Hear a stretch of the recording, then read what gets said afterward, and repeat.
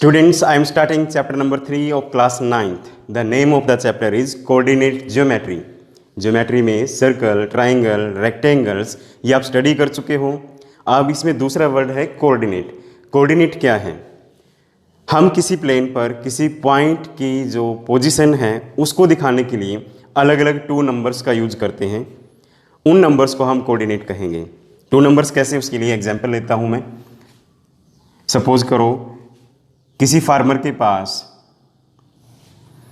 एक गार्डन में कुछ प्लांट्स हैं, वो लाइन में हैं 1 2 3 4 5 6 7 8 9 10 11 12 13 14 15 16 17 18 19 20 ट्रीज यहाँ हैं और उसके एक पर्टिकुलर ट्री के बारे में बात करनी है, तो वो ये कह सकते हैं कि तीसरी लाइन का दूसरा ट्री है। तीसरी लाइन का दूसरा ट्री मतलब ये लाइन फर्स्ट है, ये सेकंड, ये थर्ड है। तो इस तरह से 2 नंबर का यूज किया गया है 3 और 2 का। तो 3 2 क्या है, इसके कोऑर्डिनेट्स होंगे। तो इनमें से हम एक यूज करेंगे, जैसे भी डिसाइड किया जाएगा। 3 2 और 2 3 डिसाइड कैसे होगा वो नेक्स्ट एक्सरसाइज यानी 3.2 के टॉपिक्स में आएगा। अब इसी तरह से एक पेज पर अगर पॉइंट लगा दिया जाए, उस पॉइंट की डायरेक्शन हम कैसे बता सकते हैं। सपोज करो ये एक पेज है और इस पेज पर यहाँ पॉइंट है, तो इसकी डायरेक्शन बताने के लिए हम यहाँ से परपेंडिकुलर डिस्टेंस देखेंगे। सपोज करो ये 10 सेंटीमीटर है और इस साइड से डिस्टेंस 8 सेंटीमीटर है। तो इस पेज पर इस पॉइंट की डायरेक्शन 8 10 या फिर 10 8 से डिनोट की जाएगी। तो इसी तरह से 3.1 बिल्कुल सिंपल टॉपिक से बनी हुई है। उसका फर्स्ट क्वेश्चन देखिए।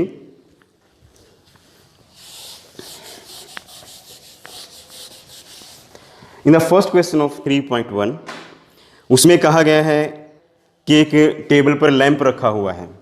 सपोज करो ये टेबल है और इस टेबल पर इस पॉइंट पर लैंप रखा हुआ है। एक रफ डायग्राम मैंने टेबल का यहाँ बनाया है। अब इस पॉइंट को देखने के लिए जो टेबल की शॉर्टर एड्ज है, मीन्स छोटा जो किनारा है, वहाँ से डिस्टेंस, परपेंडिकुलर डिस्टेंस देख लीजिए। सपोज करो ये 12 सेंटीमीटर है। अब जो लार्जर एड्ज है, मीन्स इस साइड से परपेंडिकुलर डिस्टेंस सपोज करो ये है 5 सेंटीमीटर। Means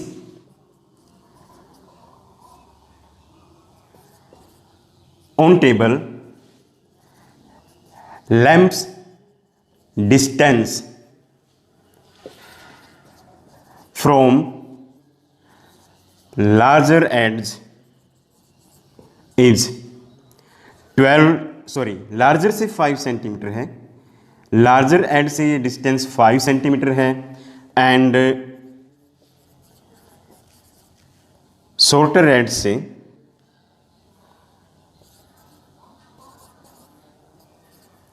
12 centimetre. तो इसकी जो डायरेक्शन होगी, डायरेक्शन इज 12 5 और 5 12। अब इसमें जो लार्जर शॉर्टर है उसको भी हम टेबल होने की वजह से 2 तरह से बता सकते हैं कि शॉर्टर ये ऊपर वाली साइड की है और जो लार्जर है वो लेफ्ट साइड की है। तो इस तरह से एक लैंप की पोजीशन हम टेबल पर दिखा सकते हैं। Now in the question number 2. Question number 2 में एक सिटी में 2 मेन रोड्स हैं, उनकी डायरेक्शन दी हुई है। डायरेक्शन हम कैसे नोट करते हैं? किसी प्लेन पर हम डायरेक्शन ऊपर की साइड नॉर्थ और यहां साउथ, इसी तरह से ईस्ट एंड वेस्ट। तो किसी प्लेन पर हम डायरेक्शन ऐसे दिखा सकते हैं। तो 2 मेन रोड्स इसमें दिए हुए हैं किसी सिटी के। एक है नॉर्थ से साउथ और दूसरा है ईस्ट से वेस्ट। और इन दोनों रोड्स के पैरेलल कुछ स्ट्रीट्स दी हुई हैं 5 5, जिनका डिस्टेंस 1 यूनिट डिस्टेंस 200 मीटर के बराबर है। 200 मीटर के बराबर वो डिस्टेंस लेंगे हम मीन्स ये डिस्टेंस 200 मीटर है। फिर इससे जो नेक्स्ट स्ट्रीट है उसका डिस्टेंस भी 200 मीटर दिया हुआ है। तो इस तरह से ये 5 स्ट्रीट्स यहां दी हुई हैं, 1 2 3 4 5, और इनका नाम मैं मान लेता हूं S1 S2 S3 S4 S5। Same जो वेस्ट ईस्ट या ईस्ट वेस्ट वाली जो मेन रोड है उसके पैरेलल भी अलग अलग 5 स्ट्रीट्स दी हुई हैं, 1 2 3 4 5। सभी में एरो का साइन बना देते हैं, 1 2 3 4 5।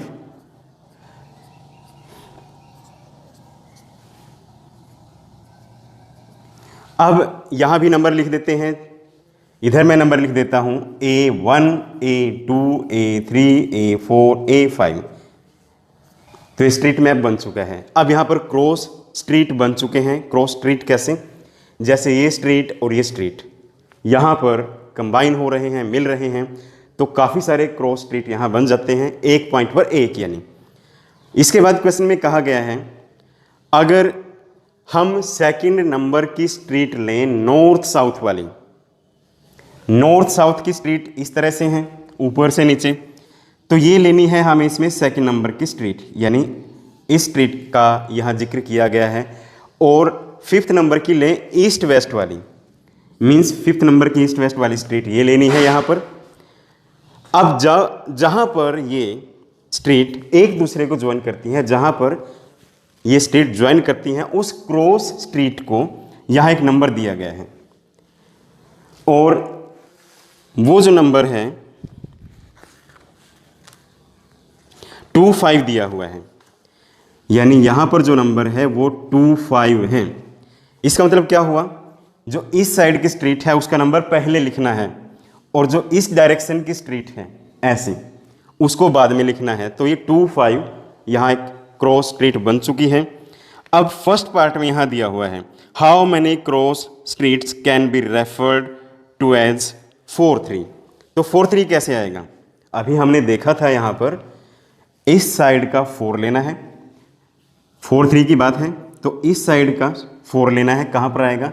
ये हल्का सा इसको मार्क कर लेता हूँ, और इस साइड का 3 आएगा, यानी ये और ये पॉइंट यहाँ पर मिलते हैं, तो ये 4-3 होगा। और सेम इसी तरह से नेक्स्ट पार्ट में how many cross street can be referred to as 3-4। 3-4 में क्या होगा, इस डायरेक्शन का 3 मीन्स ये, और इस डायरेक्शन का 4। तो आप इस पॉइंट को देखिए, 3 इस साइड से और 4 इस साइड से, ये हो जाएगा यहाँ पर 3-4 मीन्स एक ही क्रॉस स्ट्रीट यहाँ पर आएगा। और इसमें पूछा गया है कितने क्रॉस स्ट्रीट आएंगे, तो आंसर में आप लिख सकते हैं। आंसर में लिखा जाएगा